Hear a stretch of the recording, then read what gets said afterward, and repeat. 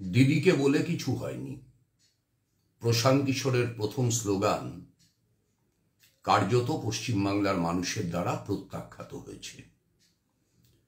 অনেকটা হাস্য কৌতুকের ব্যাপার হয়ে গিয়েছিল দিদিকে বলতে ফোন করলে পরে ফোন যিনি করছেন তার সঙ্গে প্রশান্ত কিশোরের টিমের কথোপকথন। তারপরে এলো বাংলার গর্ব। গর্ব এই শব্দটা যখন প্রায় লজ্জায় পরিণত হয়ে গেছে মানুষের কাছে, তখন লজ্জাকে গর্ব বলে মানুষ মানবেন কেন? কলঙ্ককে গর্ব বলে মানুষ মানবেন কেন? মানছেন না। শেষ শুরু হয়েছে একটা নতুন সার্কাস। প্রায় জমের দুয়ারে যেতে বসা সরকারটাকে বাঁচিয়ে রাখবার মরিয়া প্রচেষ্টা হিসাবে দুয়ারে সরকার নামে এক নতুন বোতলে পুরনো মদগুলোকে আবার সাপ্লাই করবার চেষ্টা হচ্ছে।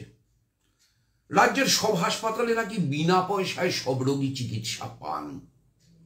তো বিনা পয়সায় যদি সব রোগী এমনি এমনি চিকিৎসা পান, তাহলে তাদের জন্য 5 লক্ষ টাকার স্বাস্থ্য বীমা করা হবে কেন? তাদের তো এমনি কোনো খরচ করতে হয় না। 7 লক্ষ খরচ হলেও তো বিনা পয়সায়। এতদিন তো মাননীয় মুখ্যমন্ত্রী কৃতিত্বের সঙ্গে দাবি করতেন যে প্রচুর সুপার স্পেশালিটি হাসপাতাল তিনি বানিয়েছেন আর সেগুলো সব বিনা পয়সার হাসপাতাল। এখন আবার পুরনো স্বাস্থ্য সাথীর কার্ড ছিল, সেই আওতায় 10 কোটি মানুষ আসবে পশ্চিমবাংলার। পশ্চিমবাংলার প্রজেক্টের জনসংখ্যা 2020 সালে 10 কোটি 9 লক্ষ। তার ভিতর 10 কোটি মানুষ এই তালিকায় আসবেন। আচ্ছা, আমাদের রাজ্য বাজেট যা বিধানসভায় আমার উপস্থিতিতেই অনুমোদিত হয়েছে আমার বিরোধিতা সত্ত্বেও, তাতে 2020-21 সালে মোট কত বরাদ্দ করা হয়েছে? স্বাস্থ্য খাতে বরাদ্দ করা হয়েছে 11,280 কোটি টাকা। আর রাজ্যের মোট বাজেটটা কত টাকার? 2,55,677 কোটি টাকার। এবার ভাবুন, 11,280 কোটি টাকা, এটাকে যদি আপনি পশ্চিমবাংলার মোট জনসংখ্যা 10.09 কোটি দিয়ে ভাগ করেন, তাহলে পশ্চিমবাংলার মাথা পিছু জনগণের জন্য রাজ্য সরকারের স্বাস্থ্যের বরাদ্দ কত? 1,117 টাকা 94 পয়সা। এইটা সরকার বরাদ্দ করেছেন বাজেটে। আর এখন বলছেন যে 5 লক্ষ টাকার স্বাস্থ্য বীমা সরকার করে দেবেন। আচ্ছা, 5 লক্ষ টাকার স্বাস্থ্য বীমাটা যে সরকার করে দেবেন, কোনো একটা বীমা কোম্পানির সাথে করবেন তো। সেই বীমা কোম্পানিটার নাম কি? সরকার বলেননি যে হাজার হাজার লক্ষ লক্ষ মানুষ স্বাস্থ্য সাথীর কার্ডের জন্য এখানে ওখানে ছোটাছুটি করছেন। তৃণমূল কংগ্রেস মাইক বাজিয়ে পাড়ার মোড়ে মোড়ে যে স্বাস্থ্য সাথী 5 লক্ষ টাকার স্বাস্থ্য বীমার প্রচার করছে, বীমাটা তো করে একটা কোম্পানি। কোনো একটা ইন্স্যুরেন্স কোম্পানিকে তো রাজি হতে হবে 10 কোটি মানুষের 5 লক্ষ টাকার স্বাস্থ্য বীমা করবার জন্য। সেই বীমা কোম্পানিটাকে সরকার আজ পর্যন্ত তার নাম জানায়নি। মাথাপিছু এক একজনের জন্য 1117 টাকা 94 পয়সা বরাদ্দ, মানে যদি এই গোটা টাকাটা বীমা কোম্পানিকে প্রিমিয়াম দিয়ে দেওয়া হয়, এবছরের বাজেটে তার চাইতে বেশি দেওয়া যাবে না? তাহলে 1117 টাকা 94 পয়সা প্রিমিয়ামের বিনিময়ে 5 লক্ষ টাকার স্বাস্থ্য বীমা করতে কোন বীমা কোম্পানি রাজি হবে? এমন বীমা কোম্পানি যদি সত্যি সত্যি কোথাও থাকে, তাহলে পরে নিশ্চিতভাবেই দেশের সব সমস্যার সমাধান হয়ে যাবে। বোধহয় গোটা পৃথিবীর মানুষ তাদের সমস্যার সমাধান করতে পশ্চিমবাংলাতেই আসবেন। এবার অঙ্কটাকে একটু উল্টো করে ধরুন। 10 কোটি মানুষের ভিতর 5% মানুষ, তারা হচ্ছে একটা বছরে চিকিৎসার সুবিধার জন্য গেলেন। 10 কোটির 5% কত? 50 লক্ষ। 50 লক্ষ মানুষ, এবং ন্যাচারালি সকলের চিকিৎসায় সমান ব্যয় হবে না। কারো 30,000, কারো 70,000, কারো 1,20,000, কারো 1,90,000, কারো 2,30,000, কারো 2,80,000, কারো 3,50,000, কারো 5 লক্ষ।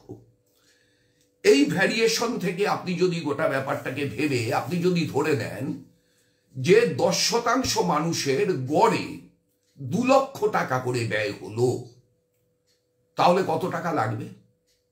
1 লক্ষ কোটি টাকা। 1 লক্ষ কোটি টাকা লাগবে খালি এই মানুষগুলোকে স্বাস্থ্যের সুযোগ দেওয়ার জন্য। মুখ্যমন্ত্রী কি প্রলাপ বকছেন?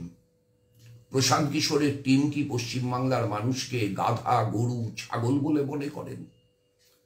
যে যা তারা প্রচার করবেন, যা তারা বিজ্ঞাপন করবেন, মানুষ সেই সব কিছু মেনে নেবে? একটা অবাস্তব গাঁজাখুরির গল্প চলছে। যে সরকারটা ব্যর্থ, যে সরকারটাকে দেখলে পরে লোকে কার্যত সেই সরকারের যারা প্রতিনিধি তাদের কাউকে কোথাও গামছা দিয়ে বেঁধে রেখে তোলার টাকা ফেরত চাইছে, আমফানের দুর্নীতির টাকা ফেরত চাইছে। যারা তৃণমূল কংগ্রেসের জনপ্রতিনিধি কেউ এখন উপযুক্ত নিরাপত্তা ছাড়া নিজের বিধানসভা কেন্দ্রেও ফ্রিলি ঘুরে বেড়াচ্ছেন না। যে কোনো সময় মানুষের রোষ আছড়ে পড়তে পারে তাদের উপর।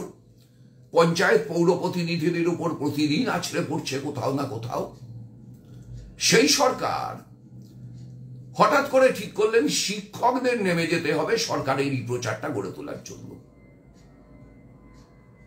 যখন একদিকে শিক্ষকরা রাস্তায় মার খাচ্ছেন, সম্ভাব্য শিক্ষকরা তারা রাস্তায় মার খাচ্ছেন, পুলিশ শীতের রাতে তাদের উপর জল কামান চালাচ্ছে, দিল্লি কাঁপাচ্ছে কৃষক আর বাংলা কাঁপাচ্ছে শিক্ষক, সেই সময় শিক্ষকদের এই সরকারি প্রকল্পকে বাড়ি বাড়ি নিয়ে যেতে হবে।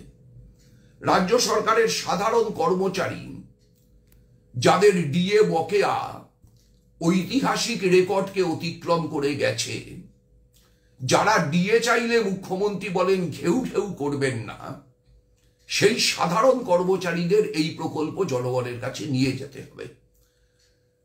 এবং খুব স্বাভাবিক তারা জনগণের রোষের মুখে পড়বেন।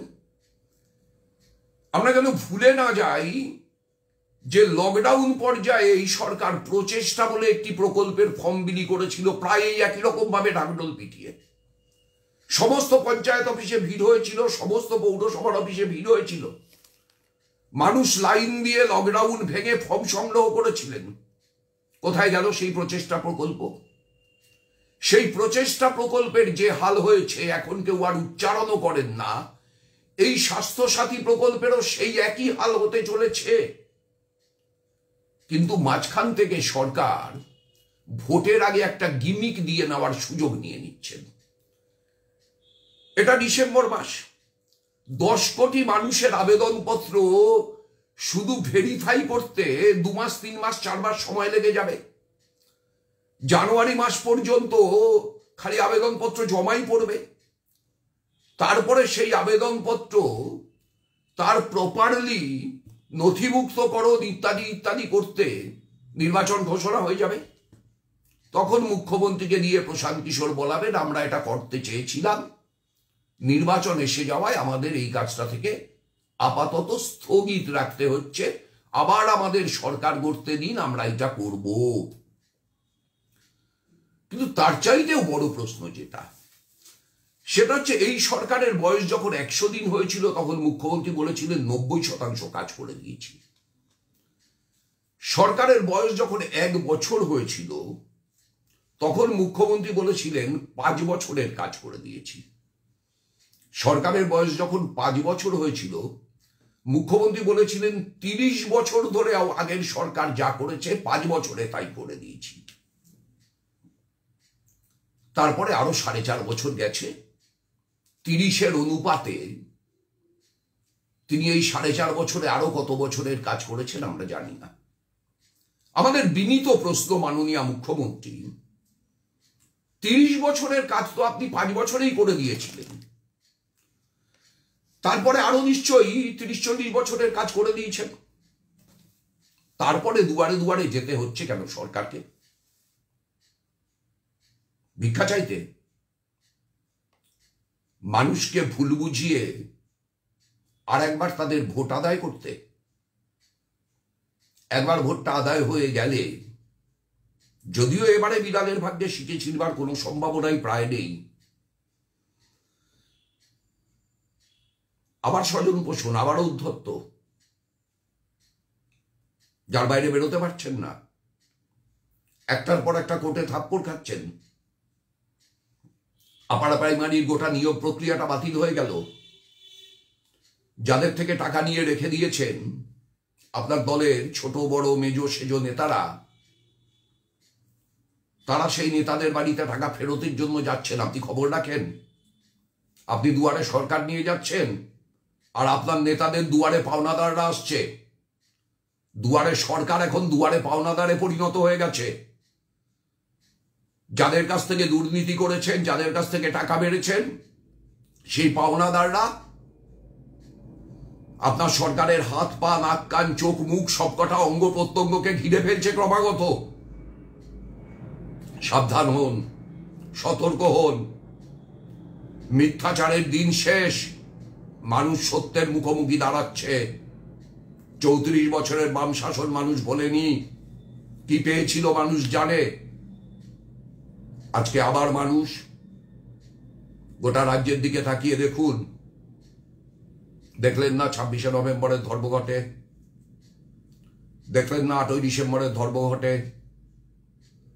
যেখানে যেখানে লাল পতাকা দেখা যাবে না বলে ঘোষণা করেছিলেন, মুখে 10 বছর লিউকোপ্লাস্ট লাগাতে বলেছিলেন, সেই জায়গাগুলো কেমন আস্তে আস্তে লাল হয়ে যাচ্ছে। লাল, আরো ঘন লাল, আরো গাঢ় লাল। দেখতে পাচ্ছেন? তাকিয়ে থাকুন, তাকিয়ে থাকুন। সমুদ্রের ঢেউয়ের মতো লালের তুফান আসছে।